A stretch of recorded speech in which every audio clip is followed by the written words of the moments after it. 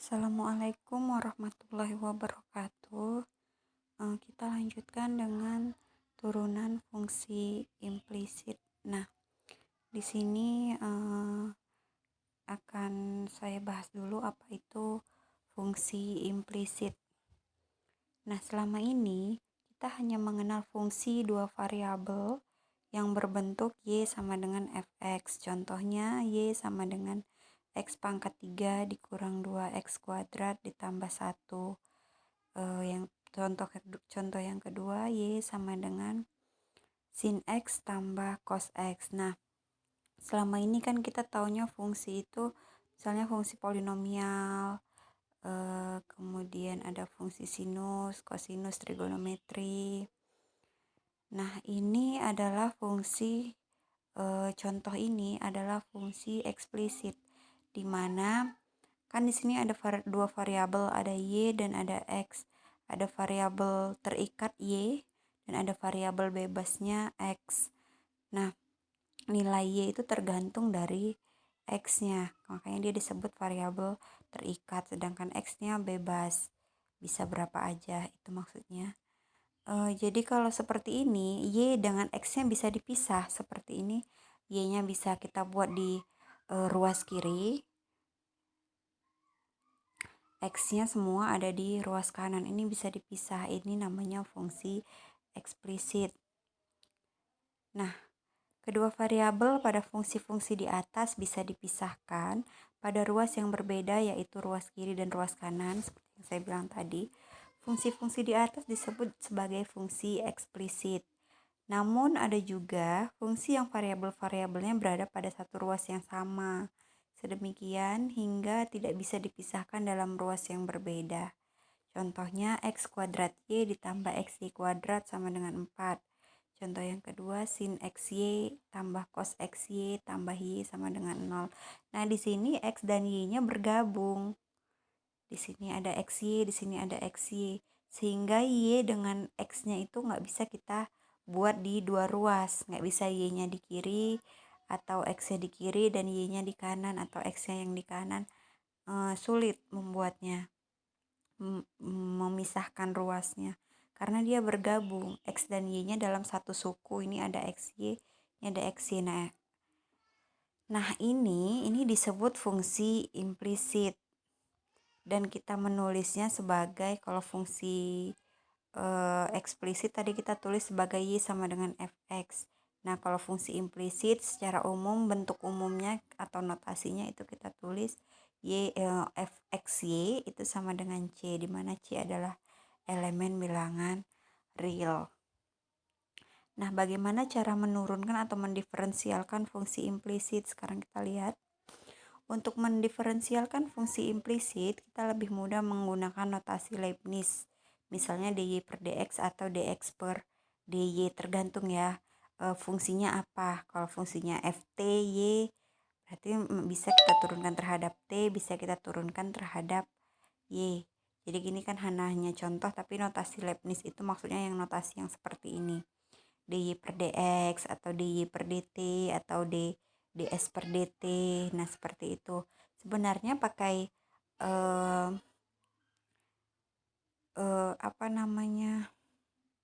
aksen, aksen gitu juga bisa. Cuman agak kita melihatnya agak susah nanti. Agak susah ya, bisa dibilang agak susah. Jadi kita lebih baik gunakan dy per dx. Sebenarnya pakai aksen juga bisa atau pakai d juga bisa, dxy turunannya terhadap x. Nah, ini juga bisa, tapi lebih gampangnya pakai Leibniz. Beberapa hal yang perlu dipahami dalam mendiferensialkan fungsi implisit. Nah, ini beberapa metodenya atau cara-caranya. Yang pertama, jika suku hanya mengandung variabel x. Suku itu maksudnya setiap ini ya. Nah, ini satu suku. X kuadrat ini satu suku, xy kuadrat ini satu suku. Itu maksudnya suku. Jika suku hanya mengandung variabel x, maka turunannya terhadap x berbentuk d per dx x. Nah, maka suku itu diturunkan terhadap x. Kalau hanya x variabelnya di satu suku itu langsung turunkan terhadap X atau bentuknya seperti ini. Ini maksudnya turunkan X-nya itu terhadap X. Kalau X turunkan terhadap X kan bisa pakai aturan pencarian turunan yang biasanya. Nah, yang kedua, jika suku hanya mengandung variabel Y, maka turunannya terhadap X berbentuk kalau sukunya itu hanya Y, berarti kan kita harus menurunkan seperti ini, Y terhadap X. Nah, sedangkan kita menurunkan Y terhadap X itu kan nggak bisa. Kalaupun bisa itu kita anggap Y-nya konstan. Kalau konstan jadinya 0. Nah, untuk mengakalinya supaya nggak 0, caranya kita kali ini dengan DY per DY. DY per DY kan 1. DY dibagi DY 1. Maka kita kali ini dengan DY per DY, tapi kita pindah. Kalau perkalian kan dia bisa komutatif. A dikali B sama dengan B kali A. Maka kita buat seperti ini. Jadi DY per DX dikali dengan D per DY. Nah, kalau ini kan sama juga dengan ini. Kenapa sama saya bilang? Karena ini DY dibagi DY 1. Maka ini kan jadinya jadi D per DX. Sama juga dengan ini. D per DXY. Nah, kalau seperti ini, kita bisa menurunkan Y terhadap Y. Nah, kalau turunan Y terhadap Y kan sudah bisa. Maka tinggal menambahkan DY per DX-nya. Nah, itu kalau dia turunan Y terhadap X. Jadi kita turunkan Y terhadap Y, baru kita tambahkan DY per DX. Kemudian yang ketiga, jika suku mengandung variabel X dan Y sekaligus. Nah, sekaligus itu maksudnya seperti ini, ada X, ada Y dalam satu suku. Misalnya XY, maka turunannya terhadap X berbentuk, jadi turunannya itu ada 2 kali. Jadi yang pertama itu turunkan terhadap X dulu, anggap Y-nya konstan. Jadi kalau XY ini kita turunkan terhadap X, anggap Y-nya konstan. Anggap Y-nya itu angka. Kemudian kita tambahkan dengan turunannya terhadap X, tapi yang Y. Anggap X-nya yang konstan, maka yang kedua ini dia mengikuti yang nomor 2 ini. Jadi kalau yang pertama ini anggap yang X-nya Y-nya konstan. Kalau yang pertama kita anggap Y-nya konstan, turunkan X. Kalau yang kedua ini anggap X-nya yang konstan, turunkan Y. Jangan lupa DY per DX-nya ini. Nah, sekarang kita lihat contoh supaya kelihatan gimana cara ngerjainnya. Tentukanlah DY per DX jika 4X kuadrat Y dikurang 3Y sama dengan X pangkat 3 dikurang 1. Nah, penyelesaiannya yang pertama. Suku yang pertama dulu satu-satu kita buat.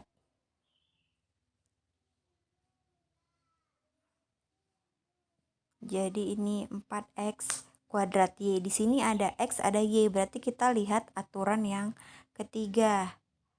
Maka kita turunkan dulu terhadap X, anggap Y-nya yang konstan. Baru kita turunkan terhadap Y, anggap X-nya yang konstan tapi ditambahkan DY per DX. Nah, kemudian yang kedua ini turunan terhadap Y. Hanya terhadap Y berarti kita pakai yang hanya ada Y, maka kita pakai yang nomor 2. Kita turunkan 3Y ini terhadap Y.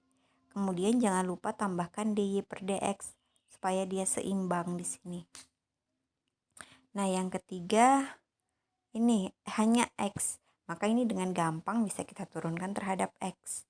Kemudian turunan dari 1 adalah 0. Nah, turunan dari ini kita turunkan terhadap X. Anggap Y-nya konstan, berarti 4X kuadrat turunannya adalah 8X. Y-nya konstan berarti tetap tulis Y. Berarti turunannya adalah 8X Y. Kemudian yang ini, DY per DX-nya biarkan aja. Baru kita turunkan 4X kuadrat Y terhadap Y. Kalau turunkan terhadap Y, anggap X-nya yang konstan. Berarti X-nya tetap, biarkan saja 4X kuadrat. Turunan dari Y adalah 1. Maka turunannya adalah 4X kuadrat. Kemudian dikurang dengan 3Y, turunannya adalah 3. Jangan lupa tulis DY dx-nya. Baru turunan X pangkat 3 adalah 3X, X kuadrat. Selesai. Baru kita tinggal satukan yang ada dy per dx, kita jadikan 1. Nih ada kan 4X kuadrat dikurang 3. Kita jadikan 1, kemudian ini kita pindahkan ke kanan supaya dia jadi 1 dengan yang nggak ada dy per dx-nya. Nah, kemudian tinggallah dy per dx, makanya dy per dx itu adalah ini dibagi dengan ini. Selesai. Contoh yang kedua. Carilah dy per dx jika x kuadrat tambah 5y pangkat 3 tambah x tambah 9 sama dengan x tambah 9. Nah, ini hanya x, maka tinggal turunkan aja terhadap x. Kemudian ini hanya y, maka jangan lupa dy per dx. Kemudian turunkan y ini terhadap y. Kemudian ini hanya x, maka tinggal turunkan terhadap x. Sorry, ini nggak ada y-nya ya. Ini nggak ada y. Salah tulis. Jadi itu d per dx x. Turunan dari 9 adalah 0. Maka di sini turunan x kuadrat adalah 2x. Kemudian turunan 5y pangkat 3 adalah 15y kuadrat. Jangan lupa dy per dx-nya ditulis lagi. Kemudian sama dengan turunan dari x adalah 1. Udah selesai. Tinggal kita pisahkan dy per dx-nya. Berarti dy per dx itu sama dengan ini pindah ke kanan. Berarti tambah jadi kurang. 1 kurang 2x. Kemudian ini juga pindah ke kanan. Awalnya kali jadi bagi 15y kuadrat. Selesai. Kemudian contoh yang ketiga. Nah, ini adalah terhadap T. Jadi mau terhadap T terhadap X kita tetap berpacuan pada yang 3 tadi. Langkah-langkah cara-cara yang metode tadi. Yang 3 tadi. Jadi kalau dia DT berarti tinggal ganti X-nya jadi DT. Nah, gini. Ini kan yang ditanya dy per dx. Kalau mau cari dx per dy juga bisa. Kalau kalian mau cari dx per dy berarti kan tinggal ganti-ganti aja di sini. Tapi kalau kita udah dapat seperti ini, kalau dx per dy tinggal kebalikannya. Berarti ini sama dengan 15y kuadrat dibagi dengan 1 kurang 2x. Kalau nggak yakin, kerjain lagi seperti ini, pasti hasilnya kebalikan dari ini. Carilah dy per dt jika t pangkat 3 tambah t kuadrat y kurang 10y pangkat 4 sama dengan 0. Nah, dy per dt berarti ini semua harus diturunkan terhadap t. Nah, t pangkat 3 diturunkan terhadap t. Gampang. Kemudian di sini ada y juga. Berarti kita pakai metode yang kedua. Ganti dx, tadi kan dx. Berarti kita ganti dengan dt. Nah, yang pertama, ini pakai metode yang nomor 3. Pakai metode yang nomor 3 berarti pertama kita turunkan dulu terhadap t, anggap y-nya konstan. Kemudian yang kedua kita turunkan terhadap y, anggap t-nya yang konstan. Kemudian jangan lupa tambahkan dy per dt-nya. Nah, yang ini baru kita metode yang kedua. Berarti turunkan terhadap y. Kemudian jangan lupa tambah dy per dt. Kali dy per dt. Turunan 0 tetap 0. Nah, kemudian kita turunkan t pangkat 3. Turunannya berarti 3t kuadrat. Pas. Kemudian t kuadrat y. Anggap y-nya konstan. Berarti y-nya tetap tulis. Kemudian turunan dari t kuadrat adalah 2t. Kemudian yang ini turunkan terhadap y. Berarti anggap t-nya konstan. Berarti tetap t kuadrat turunan y adalah 1. T kuadrat kali 1 tetap t kuadrat. Jangan lupa tulis lagi dy per dt-nya. Kemudian dikurang dengan 10y pangkat 4 turunannya 40y pangkat 3. dy per dt jangan lupa ditulis. Kemudian seperti yang tadi, gabungin yang ada dy per dt. Berarti yang ini t kuadrat kurang 40y pangkat 3 dikali dy per dt digabungi jadi 1. Kemudian ini semua yang nggak ada dy per dt kita pisahkan di sebelah kanan. Maka dia hasilnya dy per dt itu sama dengan ini. Ini kan pindah. Ini awalnya dikali, kita pindahkan ke kanan jadi dibagi. Selesai. Nah, yang terakhir ini mencari persamaan garis singgung. Nah, ingat kembali persamaan garis singgung, kurva di awal dulu tentang turunan kita udah pelajari, yaitu kemiringan garis singgung pada kurva adalah turunan pertama dari fungsi kurvanya. Maka di sini sudah diketahui fungsi kurvanya, kita cari turunannya. Turunannya itu adalah kemiringan M. Nah, kalau udah dapat kemiringan, sudah ada titiknya di sini, kita tinggal substitusikan ke persamaan garis yang dulu awal-awal kita pelajari. Nah, penyelesaiannya.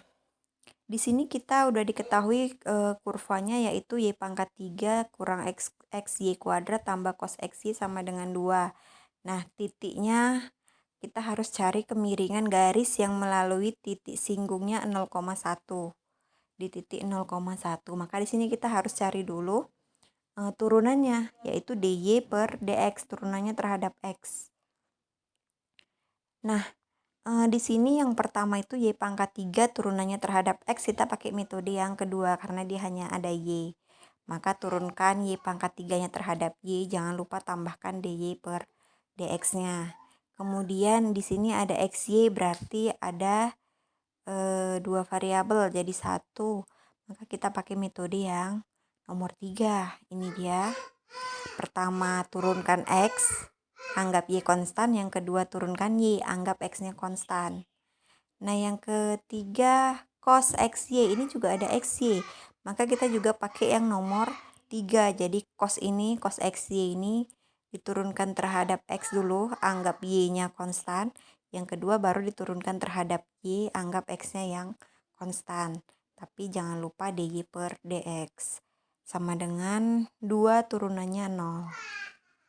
Nah, sekarang kita turunkan dulu Y pangkat 3. Y pangkat 3 turunannya 3Y kuadrat. Jangan lupa tambahkan DY per DX-nya. Kemudian turunan ini anggap Y-nya yang konstan, berarti turunkan X. X turunannya 1. Maka tetaplah Y kuadrat. Kemudian ini turunkan terhadap Y, anggap X-nya konstan, berarti X-nya tetap turunan 2. Turunan Y kuadrat adalah 2Y. Maka di sini jadinya 2XY DY DX. Kemudian turunan cos. Turunan cos adalah min sin. Min sin karena dia konstan. Ini sebenarnya pakai aturan rantai ya. Jadi kan di sini kita turunkan dulu yang di dalam, baru kita turunkan dulu yang di luar. Jadi turunan yang di dalam kan terhadap X. Turunan X1, Y-nya konstan berarti tetap Y. Maka di sini ada Y-nya. Kemudian turunan cos adalah min sin.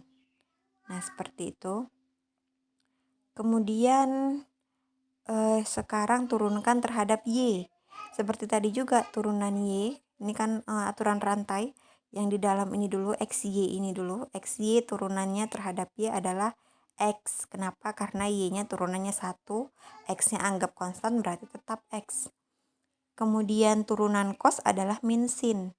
Maka dia min X sin XY DY per DX sama dengan 0. Sudah selesai, kita gabungin yang ada di Y per DX. Kemudian kita buat di sebelah kiri, kemudian kita pisah yang nggak ada DY per DX di sebelah kanan, sehingga dapatlah DY per DX-nya ini.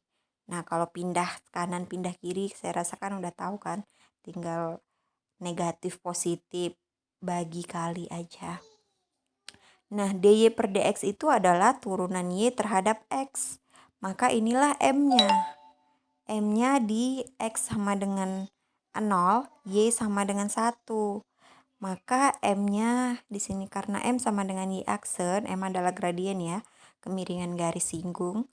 Maka M-nya sepertiga. Nah, dari mana sepertiga? Ya dari sini. Substitusikan Y-nya 1, X-nya 0, Y 1. Jadi masukkan Y-nya 1 berarti 1 kuadrat. Tambah 1 kali sin 0 kali 1 sin 0 gitu. Dan seterusnya. Saya rasa udah tahu hasilnya nanti sepertiga. Maka persamaan garis singgung di 01 adalah Ingat rumusnya, Y dikurangi 1 sama dengan MX. Saya ulang, Y dikurang Y1 sama dengan MX dikurang X1. Nah, Y-nya tetap, kemudian Y1 kan tadi nih 1. Dikurang 1 sama dengan M-nya sepertiga dikali dengan X dikurang X1-nya 0. Nah, tinggal gimana caranya supaya nggak ada pecahan. Jadi di sini saya kali semua dengan 3, maka dapatlah X dikurang 3Y sama dengan minus 3. Nah, saya rasa ini kalian udah tahu lah ya. Nggak perlu saya jabar-jabarkan lagi dari mana dapatnya ini. Nah, sampai sini selesai.